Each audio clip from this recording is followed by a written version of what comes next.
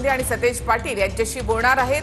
पवारांची राष्ट्रवादी काँग्रेसने अजित पवारांना यादी दिली आहे। आज काँग्रेसचा निर्णय न झाल्यास दोन्ही राष्ट्रवादी मिळून लढणार आहेत। अजित पवारांकडून 750 उमेदवार पुण्यामधून इच्छुक आहेत।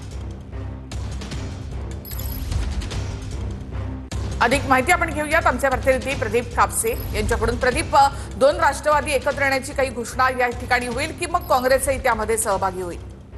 खरं तर निखिला, काँग्रेसची इच्छुकांची यादी जी आहे ती सुनील टिंगरे यांच्याकडे काँग्रेसनं दिलेली आहे। त्याचबरोबर शरद पवार गटाची यादी सुद्धा आता काही वेळापूर्वी प्राप्त झालेली आहे। यादी घेऊन सुनील टिंगरे थोड्या वेळात अजित पवारांना भेटतायत। शशिकांत शिंदे असतील, त्याचबरोबर सतीश बंटी पाटील यांना अजित पवार यांच्याकडून थोड्या वेळामध्ये फोन जाणार आहे।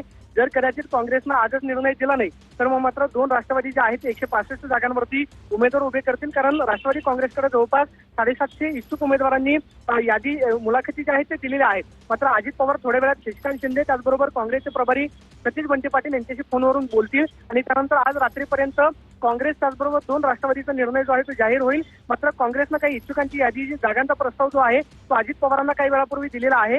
थोड्या वेळामध्ये अजित पवार आणि सुनील टिंगरे यांच्यामध्ये बैठक होईल आणि त्यानंतर अजित पवार जे आहेत ते शशिकांत शिंदे आणि सतीश बंटी पाटील यांना फोन करतील। मात्र आज रात्रीपर्यंतच पुण्यामधलं चित्र जे आहे ते स्पष्ट होईल। जर कदाचित काँग्रेस राष्ट्रवादी सोबत आली नाही तर मग मात्र दोन राष्ट्रवादी जे आहेत ते मिळून 165 जागांवरती निवडणूक लढवताना आपल्याला पाहायला मिळतील। नक्कीच, धन्यवाद प्रदीप एकूणच माहितीबद्दल। तर अजित पवार, शशिकांत शिंदे आणि सतेज पाटील यांच्याशीही बोलणार आहेत आणि त्यानंतर पुण्यामध्ये चित्र स्पष्ट होईल।